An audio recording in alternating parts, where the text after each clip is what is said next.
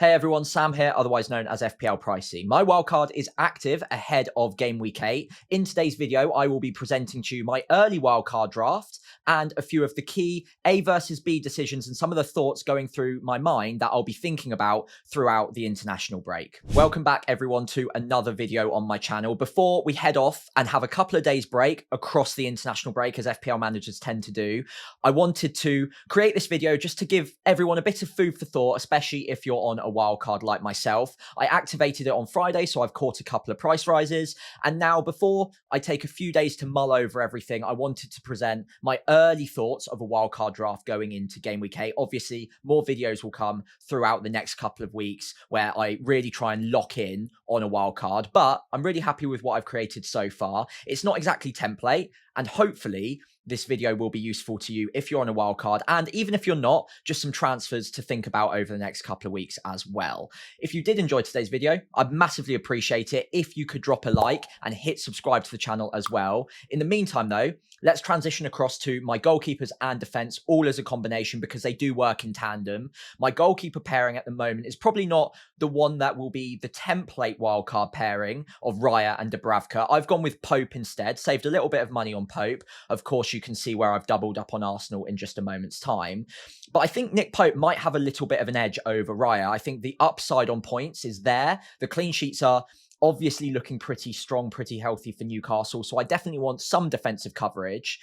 And considering none of the Newcastle defenders are massively great on DEFCON, some of them are all right. Dan Burn's not been too bad. Botman has looked all right as well.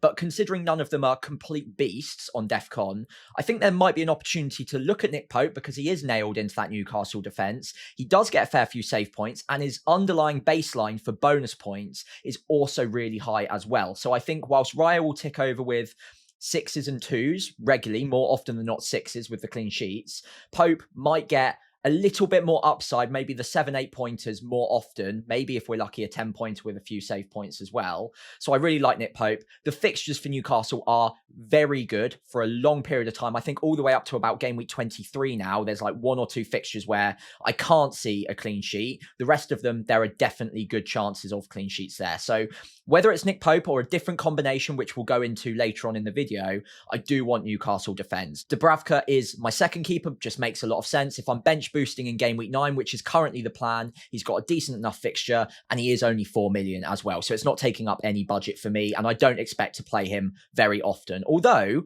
considering it's Leeds at home in game week 8, I could arguably look at playing him ahead of Pope or Raya in game week 8 itself. Now, moving into the defence, I've gone maybe a little bit against the grain because I haven't gone with Raya. So instead, I've gone with a defensive double up of Gabriel and Timber.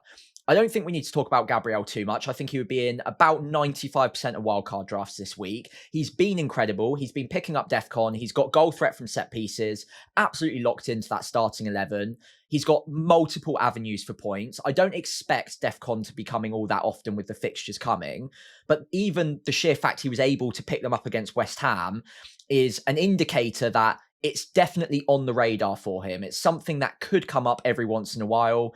And again, it's just a very simple, very obvious pick on a wildcard for my money anyway. Moving across to Timber, not a player I expected to have on a wildcard draft. It's obviously not the safer combination, which I'll go into in a moment.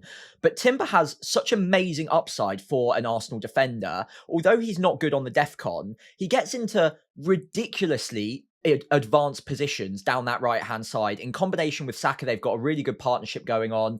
We saw it against West Ham. We've seen it several times this season. Even in the previous game week, I think game week 6 as well, he was finding himself in the box fairly regularly. Now, he's not absolutely locked into the side, so it is a bit risky because with Champions League, with cup action as well, he'll probably miss the odd game at some point because they've got two good players in every single position. We know that. But I still can't shake the feeling that the upside is worth it. And if he doesn't play 1 in every 5 league matches or comes off the bench for one of them, I still have a gut feeling that in the matches he does play, he's got enough attacking upside that he will probably make up for it. I just hope that in the weeks where I need him, he does actually start. So there is a risk there, but he's a very exciting pick. I've been completely bowled over by his open play threat. He's a pick that I just I really do want to try and squeeze in on a wild card. Moving across, the next three are less exciting. Senesi is in a lot of people's teams right now. He'll go up to 30-40% ownership very quickly. He'll probably hit 5 million. For what it's worth, I still think he's going to be very good value at that price. Bournemouth's defence looks very good. He's hit, I think, 6 out of 7 DEFCONs so far. He got brought off slightly early against Fulham. So I think, again, that was maybe because they were chasing the game. I don't think that's a mark against him necessarily. But in the one game he hasn't hit DEFCON, it is also the week he happened to be taken off early. So he's got a very good underlying DEFCON ratio, I suppose you'd call it. And I think more often than not, he will be hitting that threshold. The same goes for Tarkowski. I think he's now 6 out of 7 as well. So another player I'd like to include. What I would say with Everton is they don't have the best fixtures from a defensive point of view coming up. So if I'm really tight on money, I could see a world where I downgrade Tarkowski and maybe go with someone like a Richards at Crystal Palace or an Anderson for Fulham, both of which very good on the DEFCON as well. 1 million cheaper and going under the radar, both in good defences as well. Fulham have been not so great this season, but historically they are very convincing.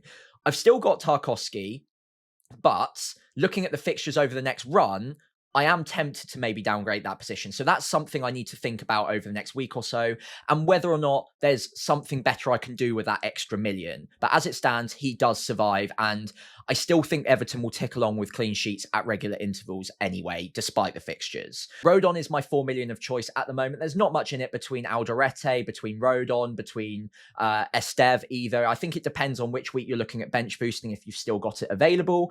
But I'm looking at a bench boost in game week 9 if possible, which makes Leeds very tempting for me given the fixtures. And of course, in game week 8, a good fixture away at Burnley as well. So a player that I could arguably use in game week 8 itself, but I've been convinced with him in terms of his goal threat from set plays. He obviously hit the post in game week 7, got a little bit unlucky there. And he's been hitting DEFCON as well. So again, 4 million defender. I'm not expecting to start him all that often, but in the weeks that maybe I've got a little bit of a crisis, maybe there are injuries, rotation, I think he's a good 4 million to have. He's getting 90 minutes. He's getting DEFCON. The floor's a little bit higher. And Leeds defensively have not looked that bad either. I think they've been particularly encouraging outside of the Arsenal game. That was a little bit of a blip compared to the rest of the season so far.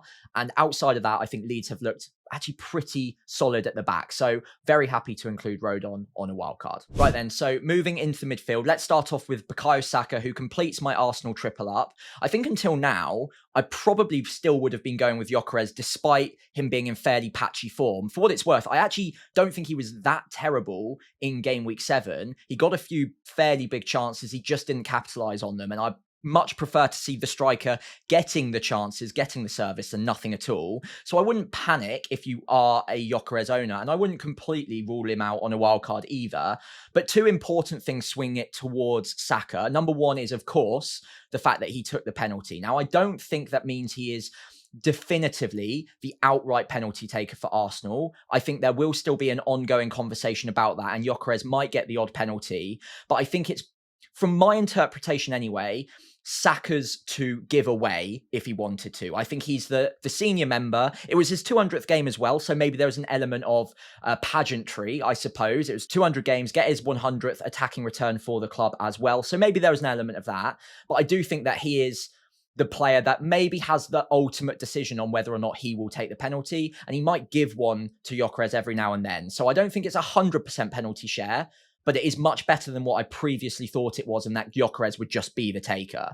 So that's number 1. Number 2 is, up until this point, I had serious doubts around whether or not he would consistently be getting 85, 90 minutes. Now, what we saw in game week 7 is particularly convincing, not just for the penalty, but the overall display for the full 90 minutes was very high quality, and he stayed on the pitch as well. And I think when you've got a player who's got penalty share, who stays on the pitch and puts up the sort of data he has been doing, especially in game week 7, those are just so many boxes to tick. He's also on set pieces, on corners, and some of the aerial threats they've got at set pieces as well. Timber, Gabriel, Saliba, all included. I think he's going to pick up assists from there as well. So I have seen enough now that it has swayed me slightly towards Saka over Gyökeres. but I don't think it's a definitive must get rid of Gyökeres and have Saka over. I don't think there's that much between them, and Gyökeres will still do well over the next run of fixtures. Moving across, Semenyo is an auto include. I have really felt the pain of not owning him up until this point, and honestly, it was a bit of a triggering event on Friday evening when he got his second goal that led to me actually hitting the button. I think I was very close. I was very on the fence about wildcarding. I had a number of other problems with my side, but that was the thing that maybe pushed me over the edge. He just looks like a player in the form of his life at the moment. And although the next batch of fixtures on paper don't look the best, I would still back him to return fairly consistently. And the fixtures themselves, again, on the ticker, they don't look great, but a lot of them will be very highly transitional games, which suits Bournemouth and suits Semenyo very well. I think actually of the next run, Crystal Palace is going to be the most difficult one for Semenyo to get plenty of attacking returns in. And it's not to say he can't either, by the way, because I thought he might struggle against Fulham too. But Crystal Palace will probably sit in a little bit deeper. They'll make it difficult to break them down. And Semenyo does like getting in behind a high line, does like taking on defenders one-on-one as well, and prefers the transition stuff. So I think beyond the Crystal Palace game, actually the fixtures look pretty good for him getting attacking returns, even if on paper they don't look the best. So Semenyo, I think, long story short, is just an auto-include. I don't think many wildcarders would go without him right now, considering the form he's in. Sarr is another player that is in my wildcard right now. I've been very impressed with him this season, and last season he was putting up good numbers as well. This season he's taken that up on another step, and although he's not on penalties, his open play goal threat is so high that at 6.5 million I think he is worth the money. He's returned in his last 4 games. He's had a little injury in that time as well, but up until this point, I think gone massively under the radar. He will become more and more popular as the weeks go on. The next 3, again, on paper, might not look the best, but longer term, I think he's just a very good, consistent returner that is going to pick up attacking returns probably in about 50-60% of the matches he plays in. And at 6.5 million, that is just great value for money.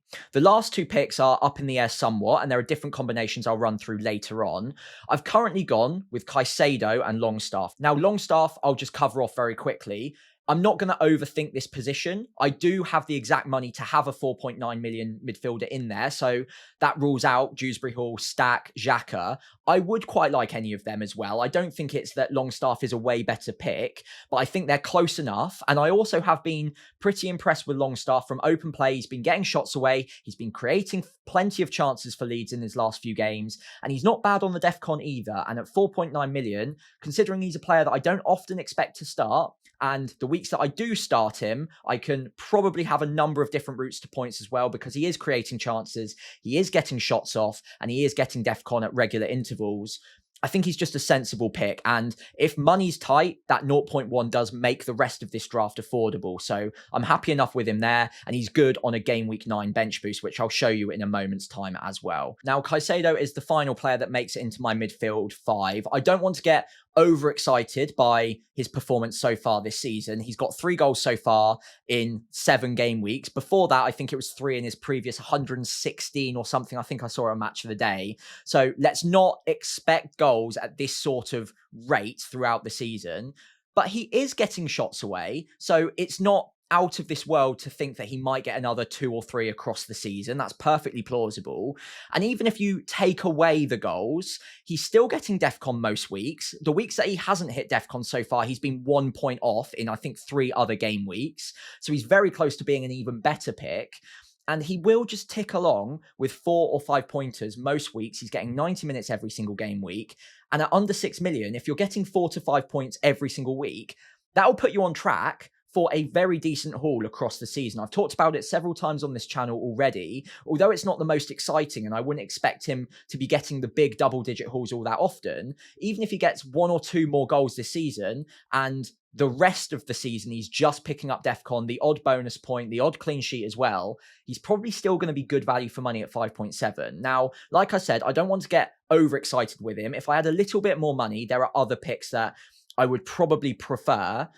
But with this system, with this formation, I am looking at something where I could play a 4-3-3 some weeks. I could play a 4-4-2 some weeks when Caicedo seems like a slightly better option. There are different ways that I can shape this up that might not mean that I need to rely on Caicedo every single week. But in the weeks that I do, I would expect a 4-point floor more often than not. So I'm perfectly happy with him if he is a little bit dull. So there are picks that I prefer. At the end of the video, I'll go through some A versus Bs where I free up a little bit more money and I upgrade Caicedo. So if you don't like him, fair enough. Wait until the end of the video and you can see what I'm thinking through as a bit of an A versus B there. Okay, so moving into my forward line, Erling Haaland, we just don't need to talk about. He's in unbelievably good form. He scored yet again in game week 7. The fixtures over the next run are middling, but a player in this sort of form, in an attack that is that good and that geared towards feeding him chances, there's just no way that I'm brave enough to go without him. So he's an absolute lock until he gets injured.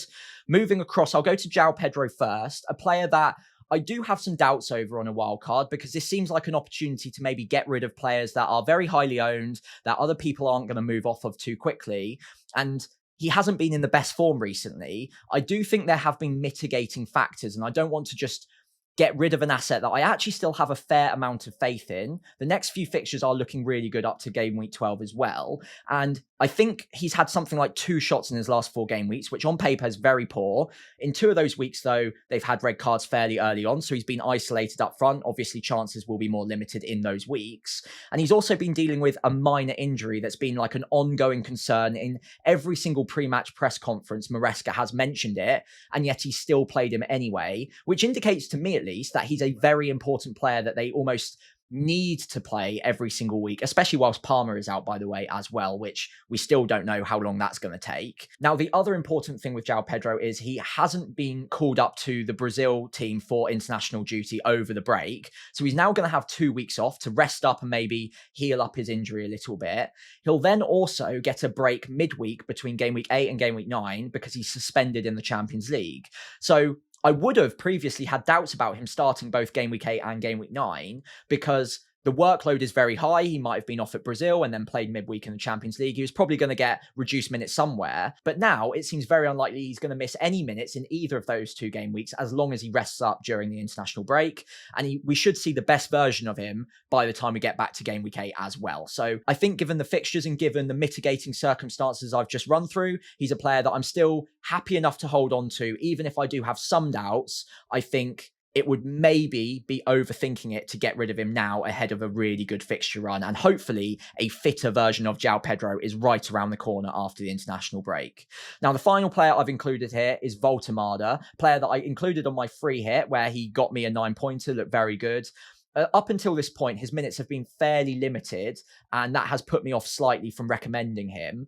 I ideally would have wanted to have Anthony Gordon on this wildcard draft, but he got brought off early in game week 7 as well. And although we know that Gordon is the first penalty taker, given what we saw in the Champions League where he bagged 2 of them, we now know that Voltemada is second in line. So if Gordon never gets taken off early again, Voltemada is next up, and he scored his penalty. It was a very well taken penalty in game week 7 too.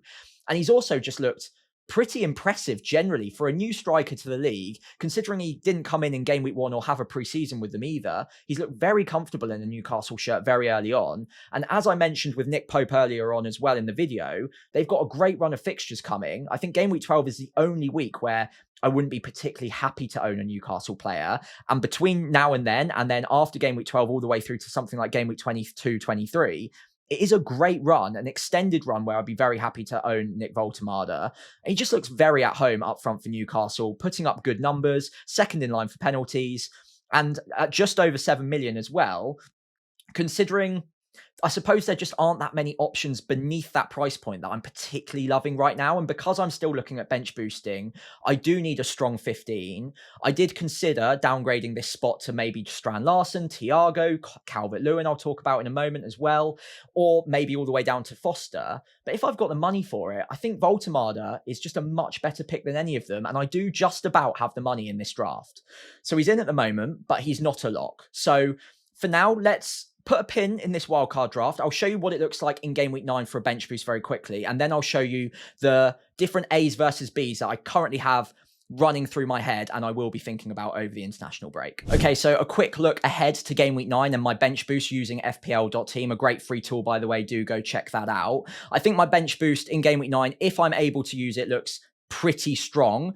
I think it's fair to say that this would be the correct bench, but please correct me if you think you'd swap any of them out. Fair enough. But overall, really liking my 15. All of my cheap players, Dubravka away at Wolves. That's a decent enough fixture. Wolves just aren't scoring many goals right now. Longstaff and Rodon both at home to West Ham. Decent enough fixture. Chance of a clean sheet perhaps for Rodon too. And then Tarkowski, although Spurs are a difficult team, he's probably going to get DEFCON as well. So I'd expect something like 12 to 15 points on a bench boost here. Very happy with that. And then I can hopefully put it to one side and move on with my life, because I don't really enjoy the bench boost. It's something that takes a lot of planning. I don't like thinking it through because it ends up using other transfers down the line. So the sooner I can get it out of the way, the better.